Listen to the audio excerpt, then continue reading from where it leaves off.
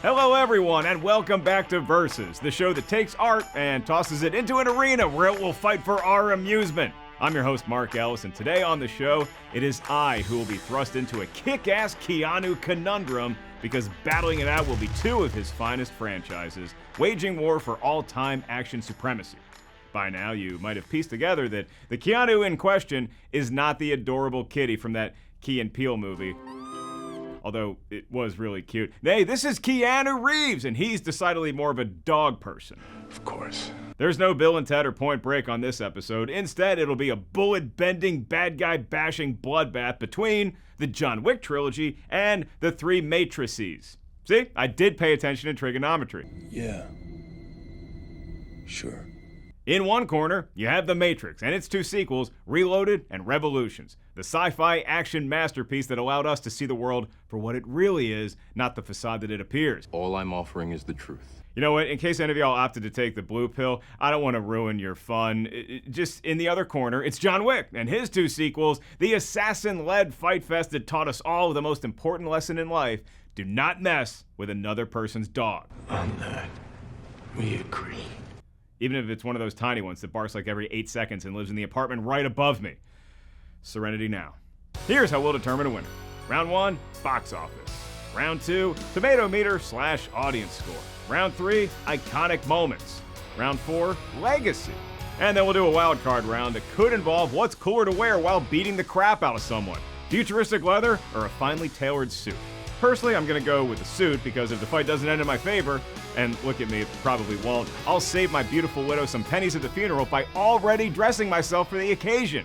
But Neo and John Wick, they've been described as everything from mid-level programmers to the boogeyman incarnate. We called him Baba Yaga. And the one thing that they do have in common, well, they don't die. They just might have to find a different chain hotel to crash at from time to time. Gentlemen, this institution is now deconsecrated.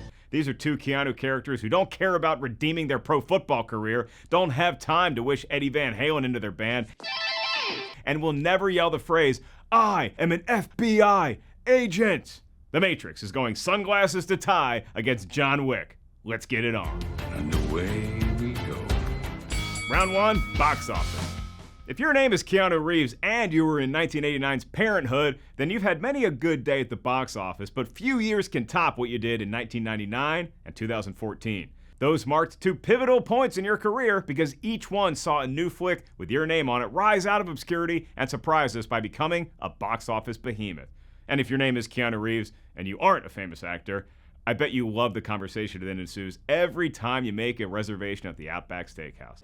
How do you know all this? Try the cheese fries. No, I don't think I will. The Matrix entered the summer of 1999 as an interesting also-ran to more anticipated movie-going fare, like Star Wars' return to the big screen with The Phantom Menace, and a tiny little camcorder flick called The Blair Witch Project. Was it real? Please help us! But The Matrix would emerge as nothing short of a cultural revolution in terms of cinema, action, special effects, and fight choreography, directed by the Wachowskis and featuring a number of future John Wick enthusiasts in front of and behind the lens. The first film in that trilogy would go on to gross $465 million worldwide.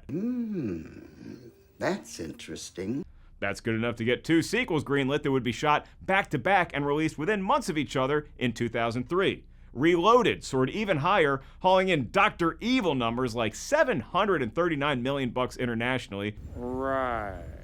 With 281 mil of that ringing up cash registers here in the United States.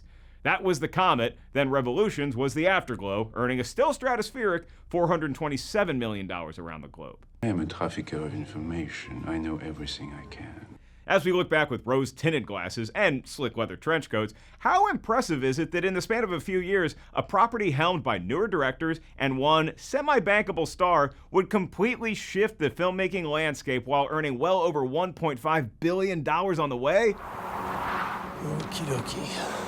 Would we ever see a phenomenon like that again? Well, we might, or maybe we already have, and it starred the same leading actor.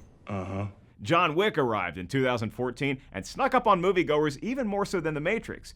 It was just some stylized Keanu Reeves little action film, right? Well, maybe, but it hit the multiplex sweet spot and was a sleeper hit, hauling in $86 million worldwide on a minuscule budget. Under the table is where gets done. Word of mouth continued to spread, and in the process, sequels were greenlit and surpassed the dollar power of the original. Chapter 2 did $171 million across the globe. Then Parabellum almost doubled that, raking in $326 million in those gold coins that can be used for weird clandestine services. You want to pay your bar tab? Use a gold coin. Want to get a bigger bazooka? Use the same gold coin. You keen on earning a coin? The Matrix is at a clear earnings advantage in this round, but I will point out that while that franchise peaked dollars and cents wise at part 2, John Wick just kept gaining more and more traction with each new flick. In fact, Parabellum actually outgrossed Revolutions here in the States by a score of $171 million to $139 million. Take that, Agent Smith. Why do you persist? But The Matrix can quickly counter just by its insane DVD sales, augmented by perfect technological transition timing. See, kids, back in the late 90s, early 2000s, when your host was just a dummy in school dreaming of one day being a dummy on something called an internet or a peacock, VHS was all the rage for home movie consumption. But a funny thing happened on the way to Circuit City. Get in. DVDs came on the scene, and after a brief skirmish with something called DivX, look it up, I swear, it was a close ballgame for a while. Did you get caught using that? Yeah, I know. This never happened. Those CD-looking things planted their flag in all of our houses and video game consoles. Released right in the thick of this metamorphosis, The Matrix became the first film to cross 1 million DVD sales, and by the time the sequels arrived, that first flick had sold 30 million copies. And it was the second DVD purchased by both myself and our expert researcher Mark Hoffmeyer. His first disc was, of course, Deep Blue Sea. Mine, Days of Thunder. I'm dropping the hammer. What? I'm from the South, and I wanted to hear the Start Your Engines roar on my family's new speakers. Rubbin's racing. Son of a just slammed into me. No, he didn't slam into you, he didn't bump you, he didn't nudge you. He rubbed you. And rubbing, son, is racing. Speaking of racing, this first round sees The Matrix off to a hot start. Team Neo gets a convincing win and goes up on Johnny Dubs 1-0. Take it back. Round 2, Tomatometer / audience score.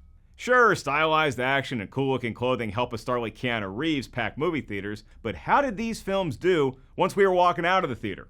Probably on our way to Banana Republic to get a slim fit suit, or Hot Topic to see if they carried those shiny trench coats. Well, before we break down how these two seminal action franchises did on the Tomatometer and audience score scales, I feel compelled to remind thee that the Bill and Ted trilogy has a fresh average of 73%. No way! And Point Break is also shooting a fresh curl at 69%. The Point Break remake, 11%, because you deserve it. Now to the task at hand. The term parabellum is found in Latin as part of a phrase meaning, if you want peace, you must prepare for war. Parabellum. So it will be a tug of war between critics and fans, or will it be all peace and love for the badass killer whose dating profile definitely says, must love dogs? Is that the dog? He likes you. By the way, that movie, Must Love Dogs, 36% of the Tomatometer. Come on, where's your heart, critics? I'm shocked and saddened.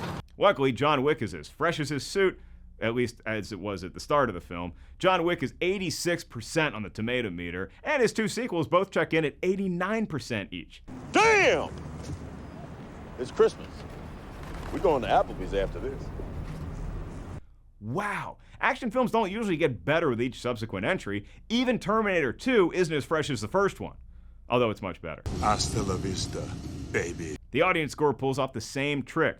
Part 1 is 81%, Chapter 2 climbed to 85%, and Parabellum brings nothing but peace with a 96%. Yeah, I think he's back. I'm thinking so. The Matrix clearly woke up Mr. Wick and might have upset his dog, because dude came into this round with a vengeance. Can Neo, Morpheus, and Trinity match him and go up 2-0? This is a war. Well, they're off to a hot start. The Matrix OG is super fresh on both accounts, as its 85% audience score is further buoyed by its 88% Tomatometer rating. The entire franchise remains fresh on the audience side of the aisle, with Reloaded gathering a 72% and Revolutions squeaking into Freshville with an even 60%.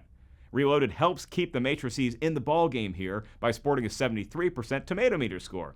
All right, Revolutions, it's all on you. I'm ready. 2 outs. Bottom of the ninth. Can you deliver like Return of the Jedi / King did and 2 other prominent film trilogy? You know what? No. I can't even hype this up. The answer is a solid no. Well, that didn't go so well. Revolutions landed with a thud on the Tomatometer with a rotten 35%. I'm sure it has its defenders, one of whom I'll probably run into on the hit podcast, Rotten Tomatoes is Wrong, available on Apple Podcasts or wherever you enjoy your content. But that basement dweller really makes it tough to get a W here, so we go to the law of averages.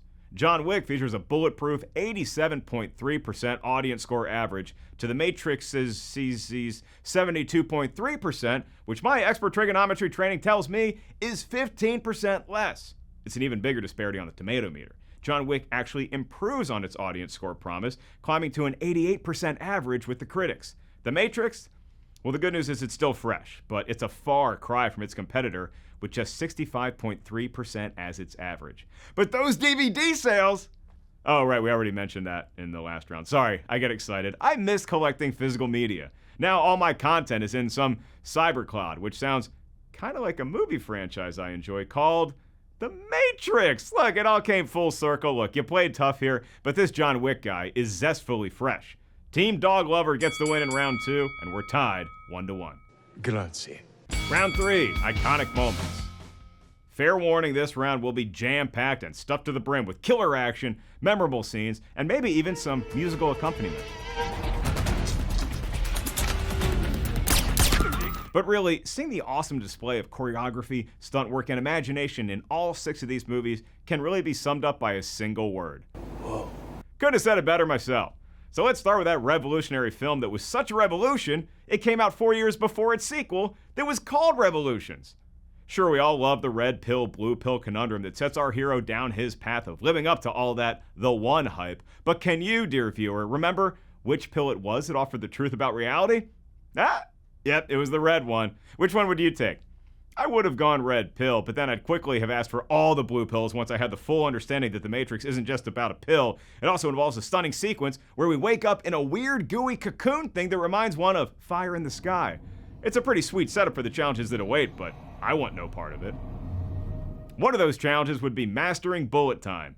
This is what initially helped The Matrix stand out amongst the other action sci-fi fare of its day, and these inventive efforts still hold up over 2 decades later. Neo is still learning his craft when he gets Agent Smith for the first and second and third time, and the fashion department gets high praise for figuring out the perfect clothes to accentuate the new era of slow-mo stunt and wire work. But just as fun to watch in retrospect is the master-student battle between Lawrence Fishburne's Morpheus and Neo. And if it's fight scenes you like, the Matrix trilogy didn't just leave that dirty work up to the boys. The inaugural film gives us legendary moments like the subway fight and the lobby shootout, but we would be struggling if we didn't have Carrie-Anne Moss's Trinity running literally all over the city, kicking ass and burning tons of calories, disarming a gaggle of cops in the opening sequence, and eventually rescuing Morpheus later in the film.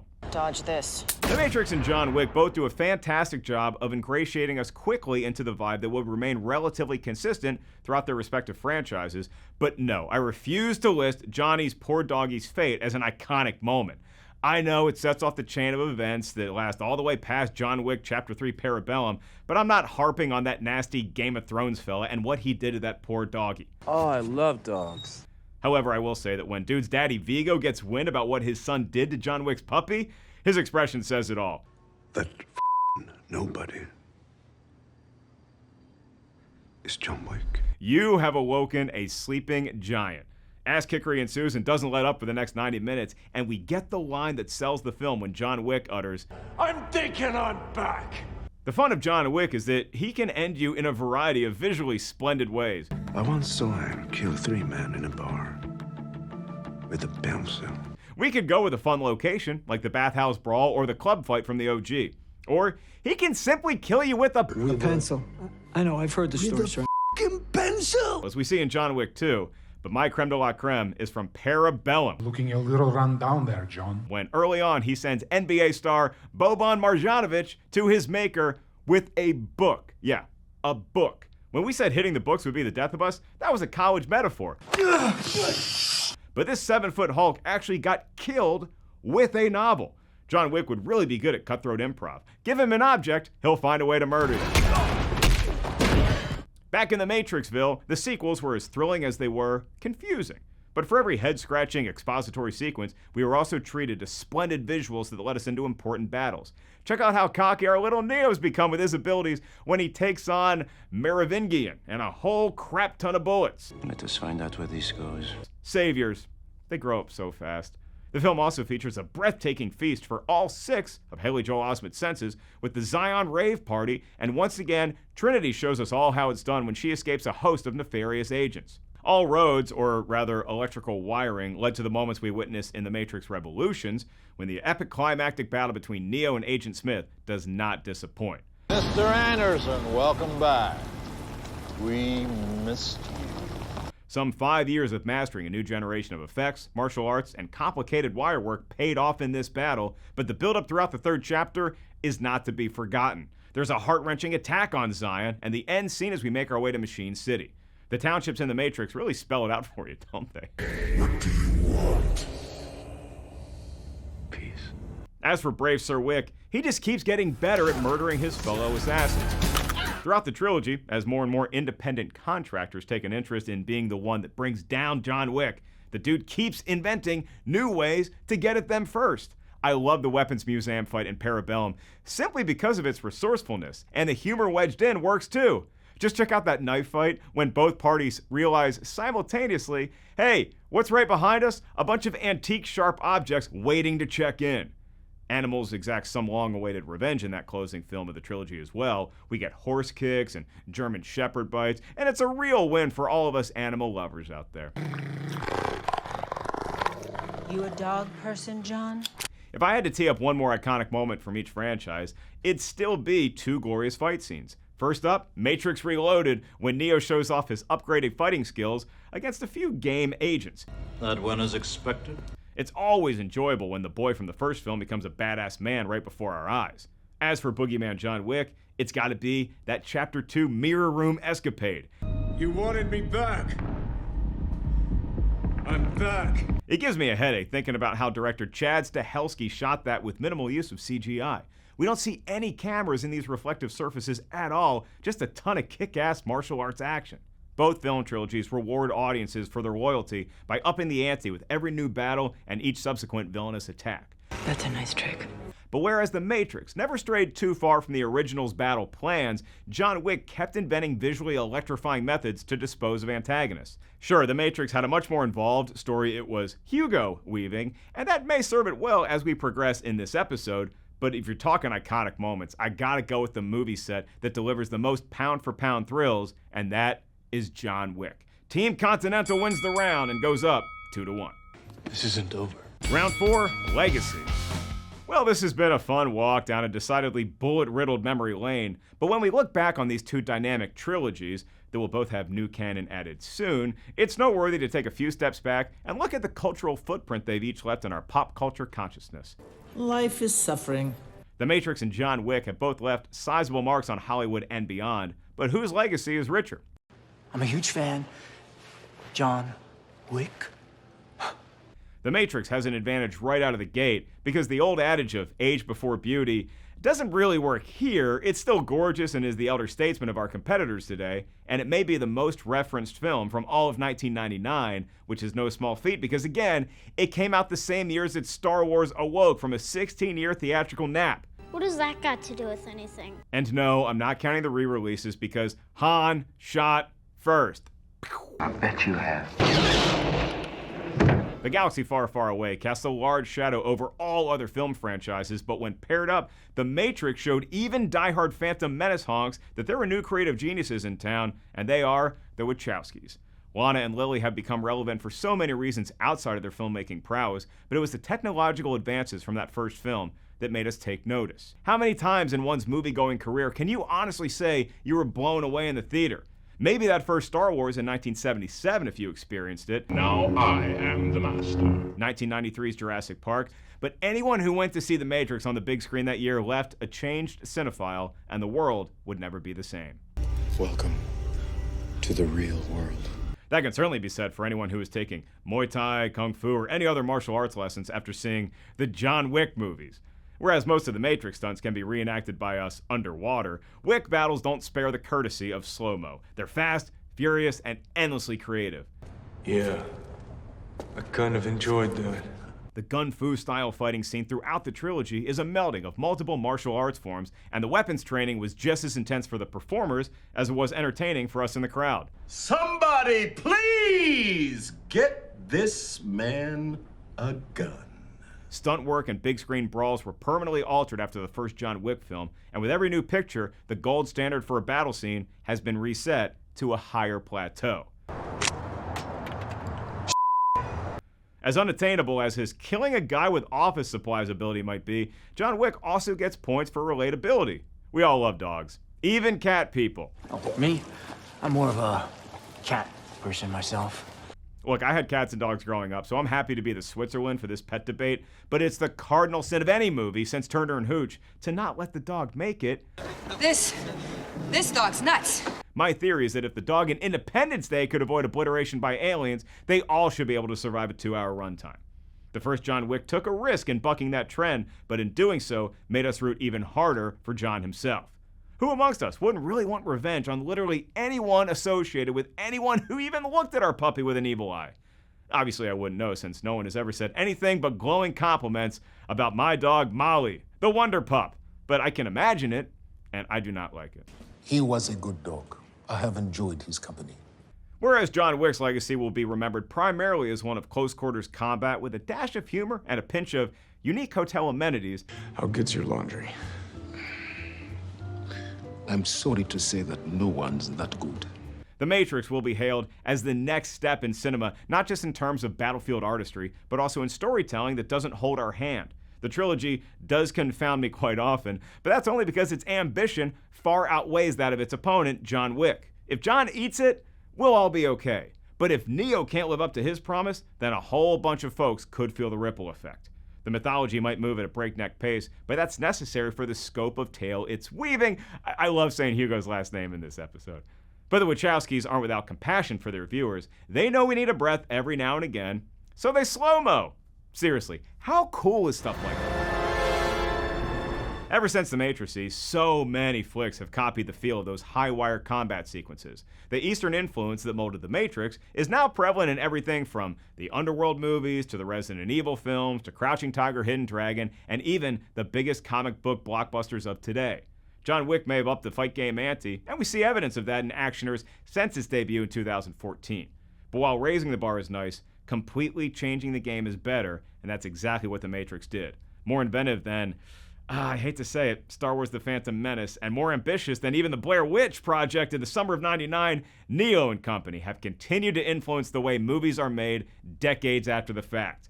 And that feels like it's good enough to get a win in the legacy round, so we're tied at 2-2 heading into the final fight. And now it's time for the wildcard round, the Keanu of it all. Keanu Reeves. We love him, we revere him, and he's been a fan favorite ever since he stumbled into a phone booth and traveled back in time thanks to George Carlin. Strange things are afoot at the Circle K. And when it comes down to his performances in the Matrix and John Wick films, us as the people of Earth are once again forced to answer that eternal question. Is Keanu a great actor? What are you trying to tell me? That I can dodge bullets? Is he even a good actor? Do we just like him and give the rest a pass? Or is he one of the best performers of our time? You want a war? Or do you want to just give me a gun? If it's in roles within his wheelhouse. Guns. Lots of guns. If you look down the line at Reeves' filmography, any one movie you point to could provide a dramatically different answer to those questions. Bill and Ted, he's great. Excellent! Point Break, he's pretty good. You mad? Bram Stoker's Dracula, oh boy. I've seen many strange things already. But of particular interest in this round day Keanu isn't just what film franchise he's better in, there's also unique connective tissue between these two cinematic achievements that go way beyond just Keanu Reeves. John Wick was directed by David Leitch and his longtime collaborator Chad Stahelski. Chad began his career in La La Land working with martial arts training and was the body double for his buddy Brandon Lee on The Crow. After Lee's tragic death during production, Chad stood in for his fallen comrade and helped complete the film. He would go on to be one of the stunt folk on The Matrix, and he was promoted to stunt coordinator on the 2 sequels. Since, he's helmed the 2 John Wick sequels by himself, but that's not the end of the Matrix pipeline. Several stunt and fight coordinators also returned to work once again with Reeves after initially meeting him on the Matrix films. As for Keanu Reeves himself, he's pretty good at both roles, although Neo asks a lot of him from a character growth perspective. No. I can't do that. He has to capably pull off a dead-end-ish computer programmer that a few scenes later, He's got to fight Morpheus with newly acquired intellect and skills, then he has to battle a host of agents, all while having the label of the One on his shoulders. But you know, no pressure, kid. John Wick goes through some changes for sure, but he's pretty much the same dude from the beginning of the first film through the end of Chapter 3, albeit with a ton more bumps, bruises, and achy bones. You look as bad as I feel. And a suit that desperately needs to visit Milton Edie's 24/7 dry cleaners in the Valley. Get their free popcorn. I love candy. What stands out to me about John Wick is that this is a character designed to fit inside of what Keanu Reeves can do, and he absolutely crushes it. Tell them. Tell them all. His narrow focus on the mission at hand, his confidence in his abilities, even as he's inwardly acknowledging how exhausted he is, and those martial arts skills, that's vintage Keanu Reeves. He came into the role of Neo very well, too. At the first film's outset, he's right on par with the movie star we've come to enjoy in the decade that we had known up to that time. But while both his character and the audience are having a ton of new, mind-blowing information thrown at them, Neo's understanding and acceptance of his recently gained powers and knowledge move at a more gradual pace. It's a more nuanced performance than he got credit for at the time. But the Matrix films weren't just about Keanu Reeves. Legend has it that at one point, Will Smith was offered the role of Neo and turned it down. And while the sequels made the Matrix mythology even more dense, Neo himself seems to have plateaued to a degree. Bullshit. It was a ton of learning on a very steep curve early on, but by the time we hit the Revolutions movie, the storytelling and visuals became so convoluted and overwhelming that any actor's performance got somewhat lost in the wash. What's the problem with you people? You can't think but 5 minutes in front of your face. John Wick may not sport the most character growth I've ever seen, but unlike The Matrix, maybe that was the point. It's not just about how ambitious a film is, it's whether you can pull it off. The Matrix gets too far out and dense at times for my simpleton brain, but John Wick keeps its formula simple. The plot is usually just assassins battling each other, but the lore continues to evolve in fantastical ways. There's always new wrinkles, like the gold coins or the Parabellum Russian crime outfit that Wick does have ties to. Even as Keanu's John is plodding along, defeating any baddie who would look the wrong way at his dog, we see the wheels turning as he's figuring out his next move. What must be done? The Matrix is by far the most important singular film on Keanu Reeves' resume. It broke new ground, and as we saw at the top of this round, it helped form the crew of John Wick rather nicely. But if we're comparing the trilogies as a whole, my take is that The Matrix got a bit too bloated and dry with the sequels, and some of the moments feel a little stale. Ironically, even as the John Wick films all have that simple premise, they always feel fresh and new. Life lesson, kids. Simplicity isn't always what you do if you can't achieve something more complicated. Sometimes keeping it simple is the goal. Yeah. I admire the ambition of the Wachowskis and their baby trilogy of The Matrix, and I'm genuinely excited to go back and take the right pill again with the upcoming flick.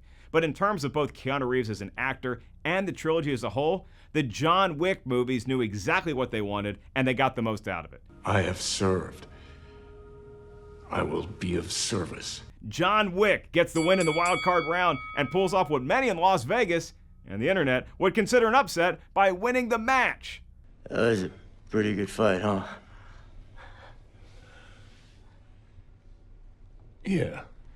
I know, if you're upset that I ruled against such an influential, mind-bending property like The Matrix, I get it. But just think about how hard it was for me to make that call. I'm the same guy that briefly thought the movie Hackers was the best film ever, simply because it was so much fun to watch fast typing back in the 1990s. Oh, man. It's universally stupid, man. AOL was given 10 free hours of internet like it was candy, and it was all about how many words could you belt onto a computer screen in under a minute. As opposed to now, when it took me like 450 spelling errors until I was finally ready to turn this script in. I'm going to be honest with you. Look, my chubby fingers were meant for getting stuck in bowling balls, not writing. A true tragedy. And of course, all of this is just my opinion. Except the whole all dogs should survive movies thing. That is a fact, and it is undisputed. As for John Wick versus The Matrix, the battle now rages on to you, my friend. Yes, you. Hit me up on social media at @MarkEllisLive with your take, and let's have a fun, congenial, spirited debate about who's right. Thank you to everyone behind the scenes here that makes The Matrix, that is Rotten Tomatoes, hum smoothly. You've been watching Versus. I'm Mark Ellis, and I'll take the blue pill. Not that blue pill. Get your mind out of the gutter. It's gonna take a nap.